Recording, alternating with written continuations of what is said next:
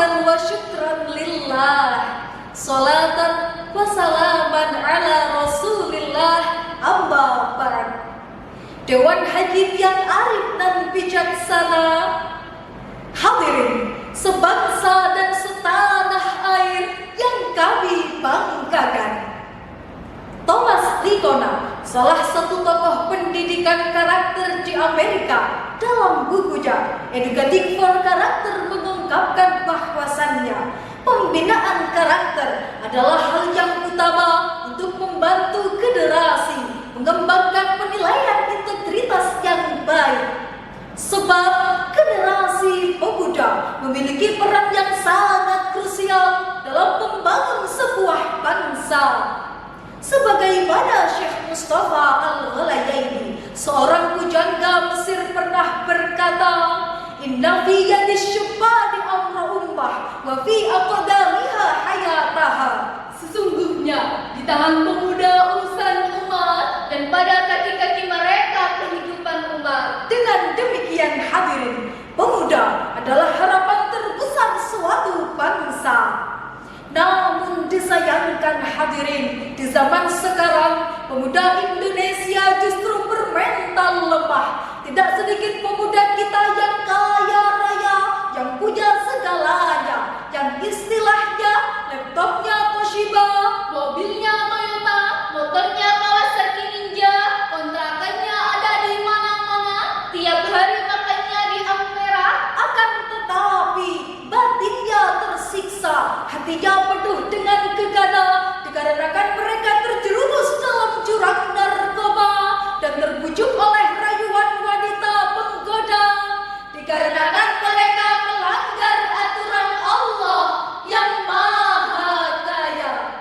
Oleh karena itu hadirin, pada kesempatan yang penuh ukhuwah ini, izinkanlah kami menyampaikan syarah Al-Quran dengan judul Peran Pemuda dalam Mewujudkan Kesejahteraan Manusia di Indonesia dalam Perspektif Al-Quran, dengan landasan Al-Quran Surah An-Nisa ayat 9.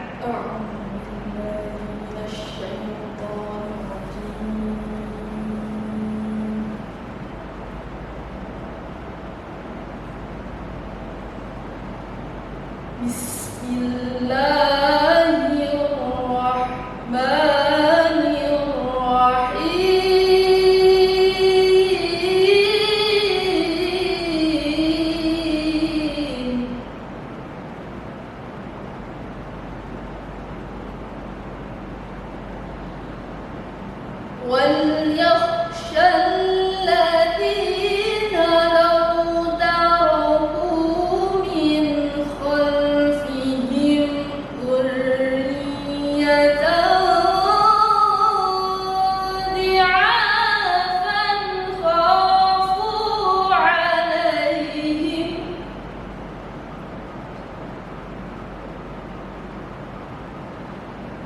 فَلْيَتَّقُوا اللَّهَ وَلْيَقُولُوا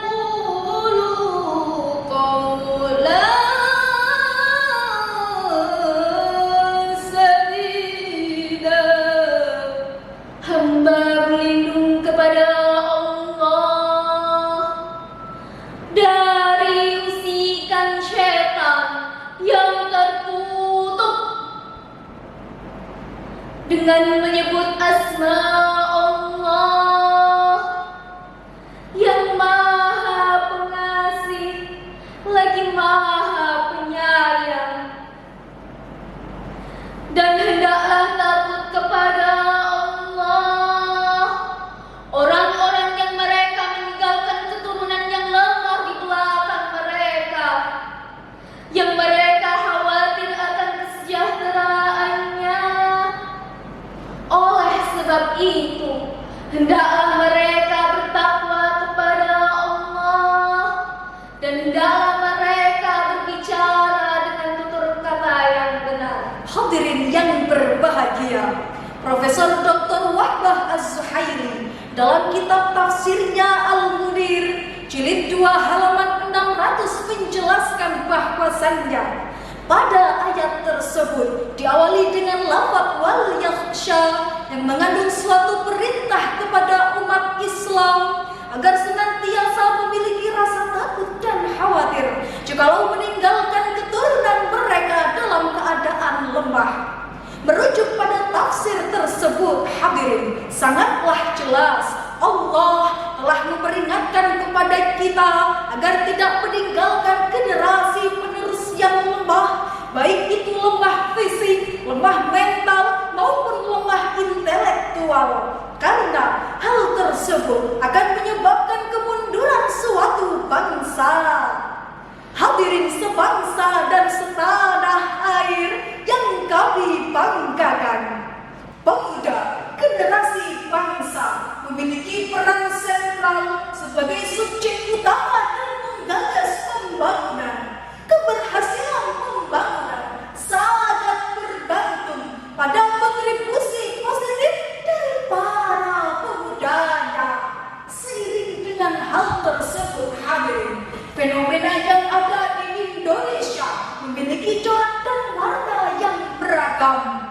Ada yang meraih prestasi tanpa henti, mengharumkan nama ibu pertiwi. Ada yang suka bikin ulah dengan mengedarkan narkoba. Ada yang selalu membuat resah dengan menyebarkan fitnah. Masih hangat dalam ingatan kita, hadirin, Kompas.com pada tanggal 10 Agustus 2025 yang lalu, berita membanggakan datang dari siswa SMA Indonesia yang berhasil menyabet medali di ajang internasional Olimpiade Artificial Intelligence di Beijing, China. Masya Allah.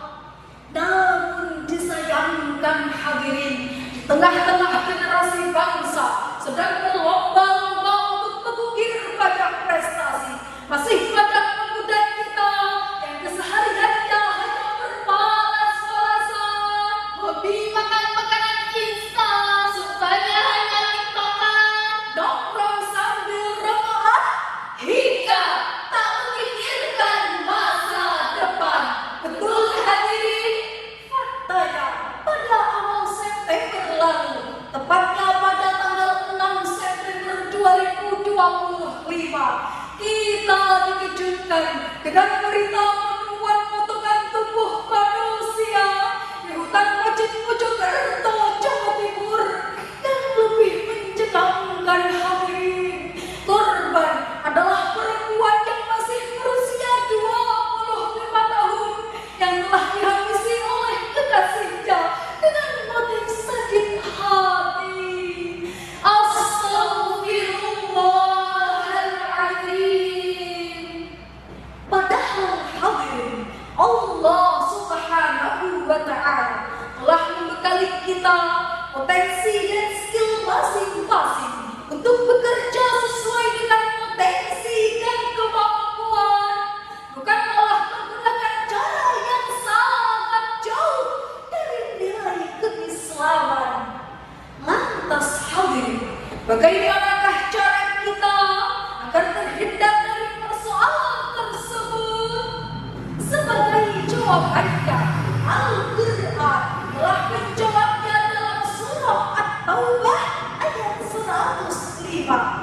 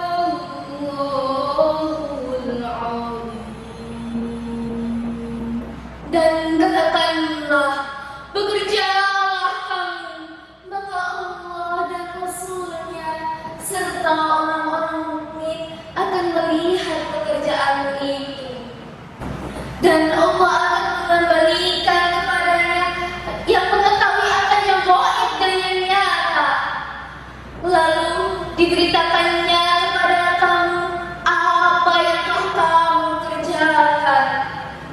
Maha benar Allah atas segala firman-Nya, dan Dialah yang Maha Agung. Hadirin yang dirahmati Allah, bila kita amati pada ayat tersebut diawali dengan lafaz i'malu yang mengandung silab amar dan terangkai dalam kalimat i'malu, bekerjalah kalian.